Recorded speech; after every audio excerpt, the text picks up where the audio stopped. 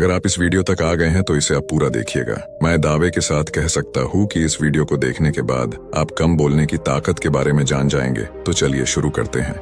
एक बार की बात है, एक गांव में एक युवक रहता था जिसका नाम रामू था। रामू न चाहते हुए भी बहुत बोलता था। उसके बोलने से सभी परेशान रहते थे।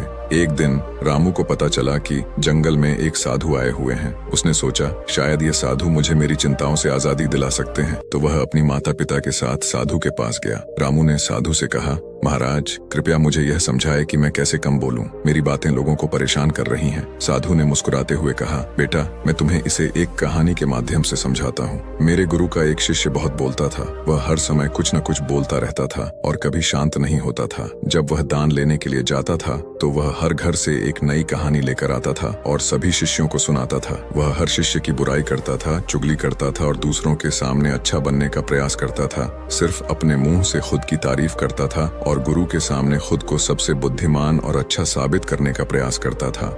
वह खुद को सभी शिष्यों से अलग और श्रेष्ठ मानता था। उसका कहना था कि मैं एक अमीर घर का बालक, अगर मैं चाहता तो एक आरामदायक और सुविधाओं से भरा जीवन जी सकता था, लेकिन मैं वह सब छोड़कर यहाँ आ गया क्योंकि मुझे खोज करना है, खुद को जानना है, जीवन को जानना है। एक दिन गुरु सभी शिष्यों को बोले कि अगले 1 महीने के लिए कोई ना कोई संकल्प लेना होगा। इससे आपकी संकल्प शक्ति मजबूत होगी और आप में आत्मशक्ति का संचार होगा। आप सभी अपने सामर्थ्य के अनुसार कोई भी संकल्प ले सकते हैं। यदि आप में से किसी का भी लक्ष्य 1 महीने पहले टूट जाएगा तो वह पुरानी दिनचर्या में वापस आ सकता है। सभी शिष्यों ने अपनी शक्ति के अनुसार अपना अपना निर्णय लिया और गुरु को बताकर चले गए। लेकिन एक शिष्य जो खुद को अलग दिखाना चाहता था, सीधे गुरु की कुटिया में पहुंच गया और कहा कि मुझे कुछ कठिन संकल्प दीजिए। आप जो भी निर्णय देंगे उसे मैं जरूर पूरा करूंगा। गुरु ने कहा कि ठीक है, लेकिन अगले 1 महीने तक तुमको चुप रहना होगा।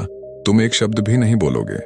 शिष्य ने कहा कि यह भी कोई संकल्प है मेरे को, इसे भी ज्यादा कठिन संकल्प दीजिए। गुरु ने कहा, पहले तुम ये करके दिखाओ। शिष्य ने गुरु की बात मान ली और वह उसी समय चुप हो गया और पलटकर कुटिया से बाहर चला गया। उसे चुप रहना बहुत आसान लग रहा था। उसने एक दिन तो जैसे तैसे चुप रहकर काट लिया, लेकिन दूसरे दिन से उसके मन में ना बोलने से अजीब लगने लगा और तीसरे दिन उसे भारीपन महसूस होने लगा और चौथे दिन उसके अंदर एक अजीब सी बेचैनी होने लगी, क्योंकि आसपास आश्रम के सभी शिष्य एक दूसरे से बातें कर रहे थे। वह भी अपना पक्ष उनके सामने रखना चाहता था, लेकिन उसका संकल्प उसके सामने आ रहा था, इसीलिए वह पूरे दिन सिर्फ आंखें बनाता। इसी तरीके से कुछ दिन और बीते और वह शिष्य बीमार पड़ गया। उसका सिर फटा जा रहा था। उसका खाने पीने तक का मन नहीं था, वह सिर्फ बोलना चाहता था।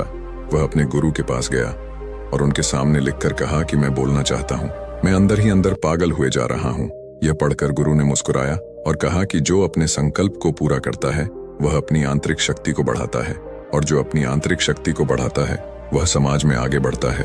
संकल्प का लेना भी तुम्हारे हाथ में था और इसे तोड़ना भी तुम्हारे हाथ में है। तुम्हारे बहुत से भाई अपने संकल्प को तोड़कर अपनी पुरानी दिनचर्या पर वापस आ चुके हैं। अगर तुमसे नहीं हो पा रहा तो तुम भी संकल्प तोड़कर अपनी पुरानी दिनचर्या पर वापस जा सकते हो। लेकिन याद रहे, अगर आज तुम इस छोटे से संकल्प को नहीं संभाल पा रहे हो तो तुम अपनी बाकी की पूरी जिंदगी को कैसे संभाल सकोगे। बाकी तुम जानो, फैसला तुम्हारे हाथों में है। गुरु की यह बात उस शिष्य के दिल में चोट कर गई। वो बिना कुछ बोले वहां से वापस चला गया और खुद को कुटिया में बंद कर लिया। वह केवल अपने जरूरी कामों के लिए ही कुटिया से बाहर निकलता, बाकी सारे समय कुटिया के अंदर ही बैठा रहता।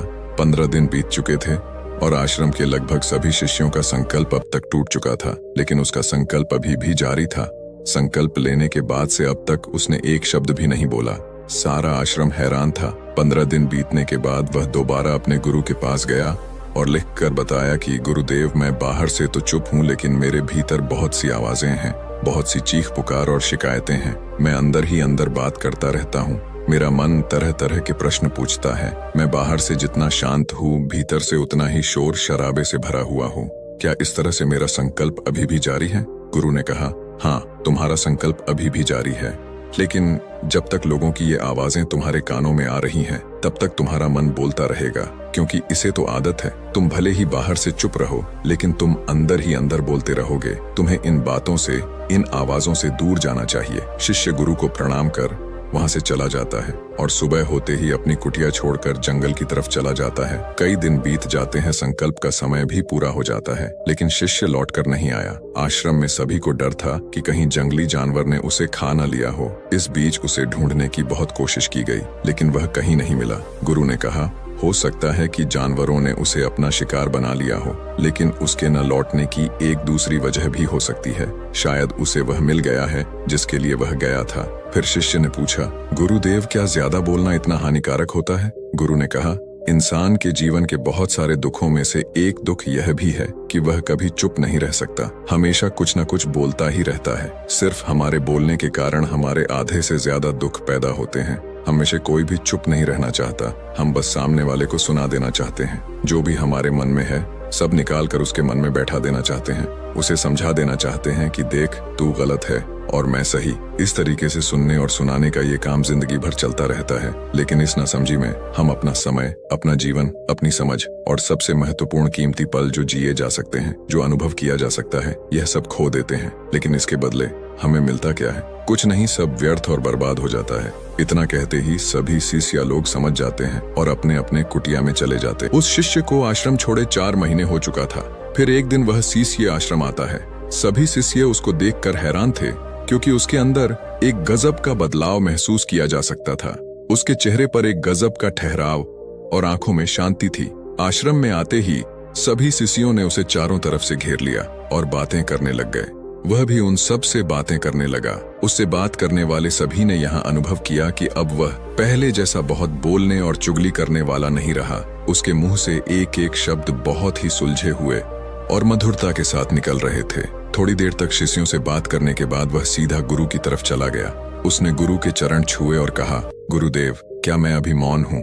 उस समय मैं मुंह से तो चुप था, लेकिन मेरे अंदर बहुत सी आवाजें थीं। मन में बहुत से प्रश्न थे और वह बंद नहीं हो रहे थे। तो मैं जंगल में चला गया इस उम्मीद से कि वहां मुझे शांति मिलेगी और मेरे मन की बकबक कम हो जाएगी। लेकिन मैं जितना जाता गया, मेरे अंदर की आवाज उतनी ही तेज होती गई। मेरे भीतर की पुरानी से पुरानी आवाज मुझे सुनाई देने लगी। तब जाकर मैंने महसूस किया कि मैं कितना गलत कर रहा था। काफी दिनों तक ये आवाजें, ये शिकायतें मेरे अंदर चलती रहीं, लेकिन धीरे धीरे करके एक दिन ये सारी आवाजें मेरे अंदर से समाप्त हो गईं। अब मैं भीतर से भी मौन हो गया।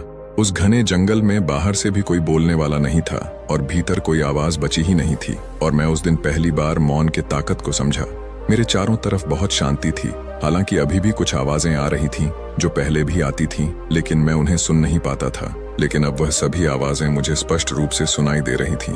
हवा के चलने की आवाज, चिड़ियों के चहकने की आवाज और पानी के बहने की आवाज, ये सभी आवाजें मैंने पहली बार सुना। अपने चारों तरफ इतनी शांति मैंने पहले कभी महसूस नहीं की थी। फिर गुरु ने कहा, जब तक हम बाहर की तरफ बोलते रहेंगे तब तक भीतर अशांति ही रहेंगे, लेकिन जिस दिन हम भीतर की तरफ मुड़ जाएंगे तब हमारे अंदर एक अलग ही शांति महसूस होगी।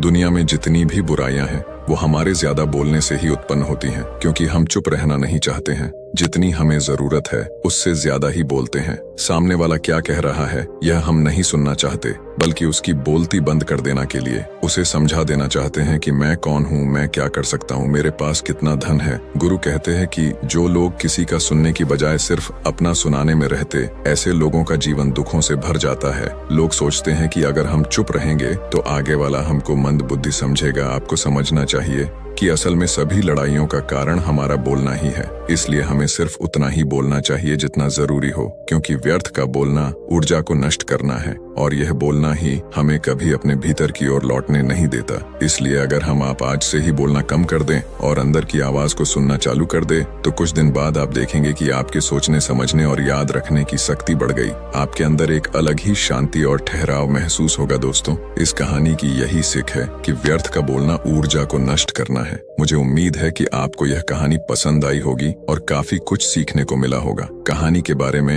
अपने विचार आप नीचे कमेंट बॉक्स में कमेंट करके बता सकते हैं और चैनल को सब्सक्राइब और लाइक जरूर कीजिएगा।